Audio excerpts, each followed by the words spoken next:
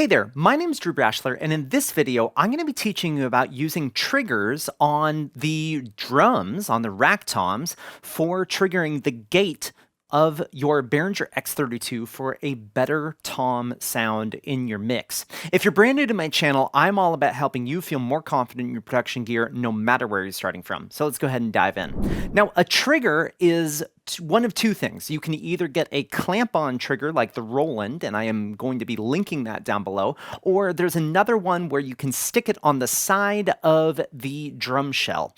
And both of these triggers, you would want to take a 1/4-inch cable and then put that into a direct box, and then plug in an XLR into the output of that direct box into your console. So you have to take up another channel for each tom. So you have the tom microphone and then the tom trigger, and you need one trigger per tom. You can also do this on snare or kick, but in this case, I'm just going to be teaching about the toms. So here I have my mix, and I have my whole drum set here, and I have these 3 toms. So I have a high, mid, and a floor. And then I have my triggers here. So I have my high, mid, and my floor. And then I have overheads, guitars, and then some other instruments on the second layer. So let's go ahead and give this a listen real quick. And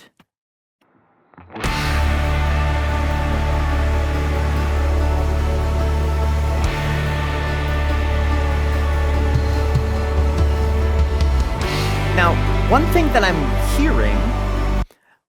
I hear is every time you hear the drum hit, it opens up into having the cymbals bleed a little bit more into the overall mix. And sometimes when you have your gate set on the microphone, it opens when the snare drum is hit. So go ahead and give this a listen.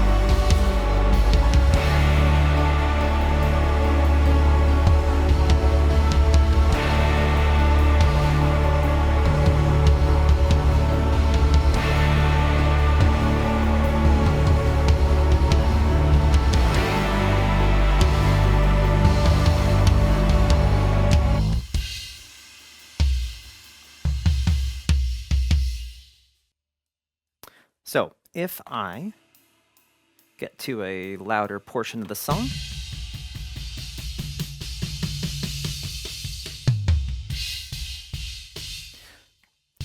so this is a common thing that happens with toms,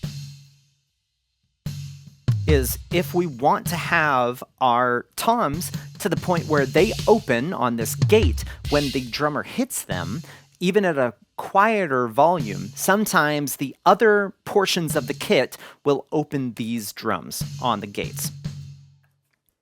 So what we can do is we can utilize the trigger. Now, I'm going to go to the beginning of this song again, and I'm just going to focus in on these triggers and let you listen to what they sound like.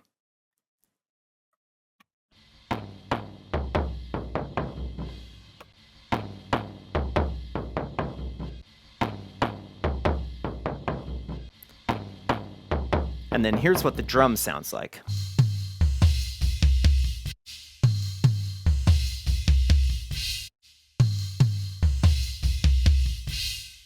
Okay, so what I'm going to do is I'm going to process these triggers just a little bit. So I'm going to take some EQ and get rid of some of the cymbal bleed and some of the other things and just focus in on the primary frequency that each of these triggers is picking up. So let's go ahead and focus on the tom 1 here.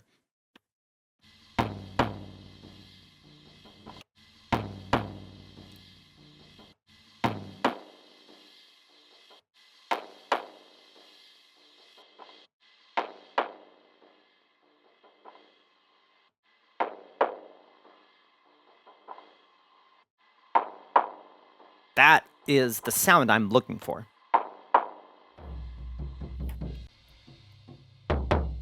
Okay, and so this is our mid tom, so it has a slightly different sound.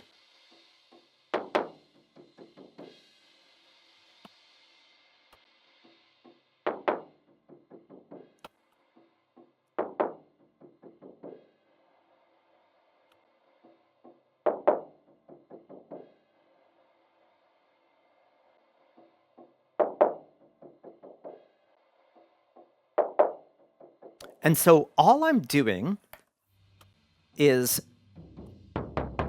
trying to use some EQ. So I'm using my low cut here, and then I'm turning my high band into a high cut and turning on the EQ.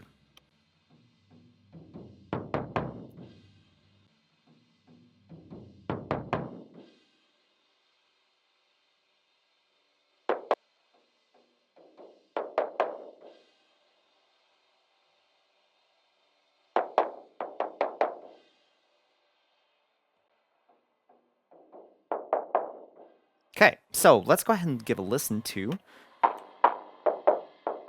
Those are what the triggers sound like. So the next thing that we're going to do is I'm going to select these toms, and I'm going to go to my gate, and then on my key source, instead of it being on self, I'm going to select it to be from these triggers. So I have my tom 1 as the trigger on channel 8.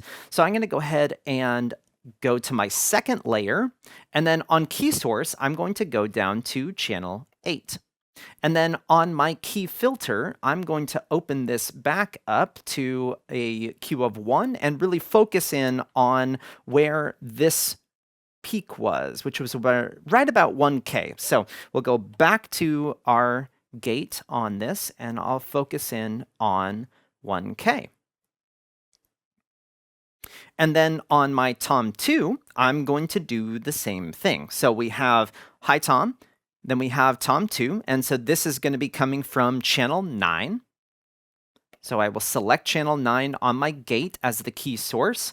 I will open up my slope and Q, and let's see what frequency I need to be focusing on. And that's at about 625. So we'll go back to my mid tom, go to my gate, and focus in on 630. And then my floor tom, same thing. And this was a peak right about 700. So let's go back to my floor tom and go to my gate. And I'm going to select channel 10. And then my key filter is going to be about 700. And open this up to a Q of 1. So we can see that our key source of our high tom is channel 8, then channel 9, then channel 10. Okay, so now I'm going to take these triggers and turn them down, and I'm not actually going to put those in my mix at all because they sound terrible. But what I am going to do is I'm going to unmute these toms, and now I'm going to adjust my gate settings so that I can lower the threshold of my gate to open up when the tom is hit, but not when it's not hit. So let's go back to this marker.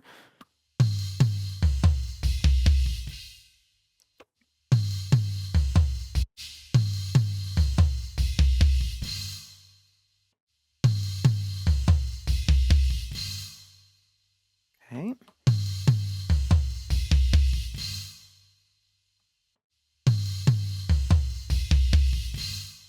Okay, so we can hear that this tom opens right there. So I want to make sure that I get this threshold up a little higher.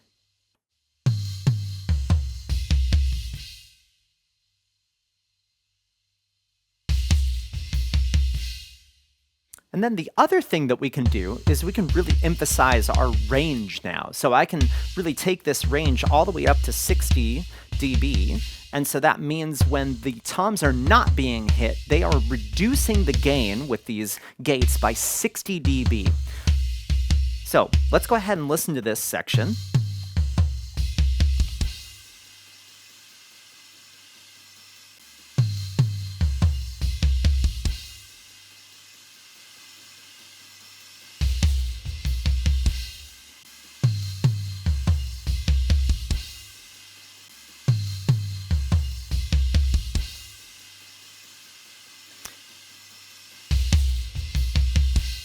And if I go to a later portion of this song, when the drums were kind of opening some of these gates, we will hear that because of the triggers, they're not being opened as much.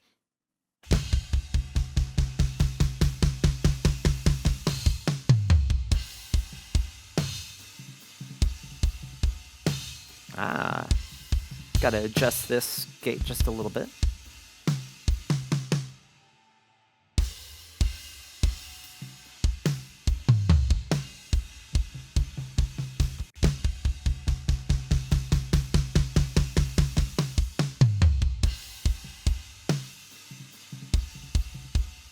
Now, let's go ahead and create two snippets. I'm going to make a snippet that has these drum settings set on these microphones or these channels, and then I will go back to not using the triggers. So let me do that real fast.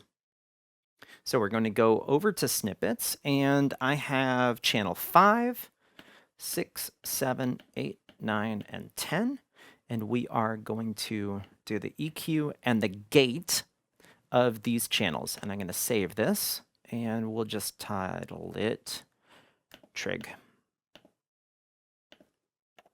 Okay, so now I'm going to go ahead and load my previous settings that I had. And so I'm going to now create a snippet here that has my EQ and my gate set for 5, 6, 7, 8, 9, and 10, which are these. And we will save, and we'll title this No Trig.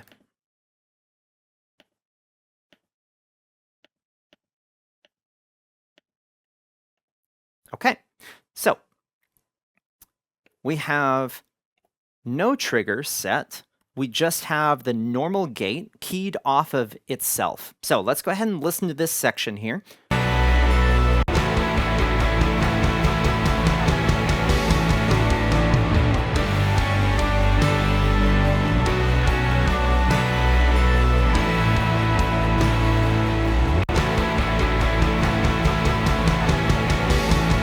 Okay, so right there, you heard that the cymbals opened up the floor tom.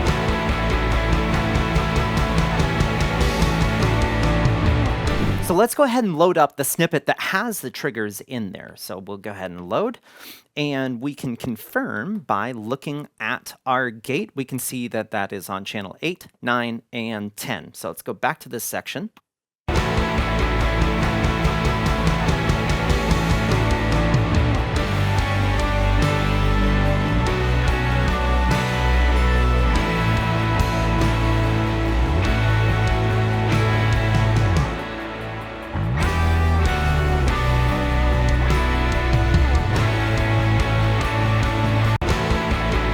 See, on my mid-tom here, we just need to adjust the threshold up just a little bit. So we'll go back, save this snippet.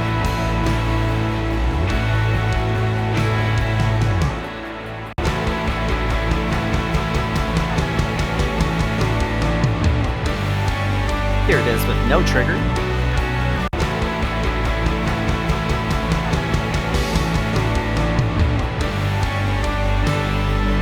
And here it is with the triggers.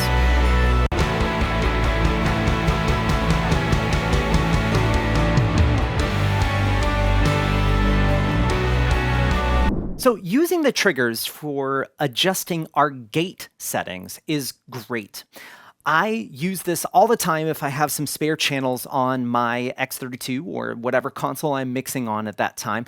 If I have those spare channels, I am going to use a trigger on these toms because it gives the ability of having the drummer hit the tom at a softer note and having the gate open versus if you're just using a microphone and using that channel to open that gate.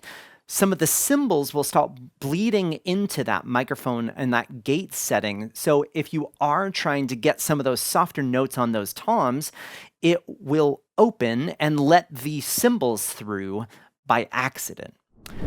So I hope this video was helpful for you today. You can just use this as another tool in your tool belt for really kind of taking your mix to the next level here. If you haven't already, make sure to subscribe to my channel, or if you haven't, make sure to check out my website at drewbrashler.com. Also, if there's a video that you're hoping that I would make, or if you have some questions, please post that in the comments section down below. I'm always reading through those comments to find videos that are going to be helpful for you. Otherwise, I hope you have a great day.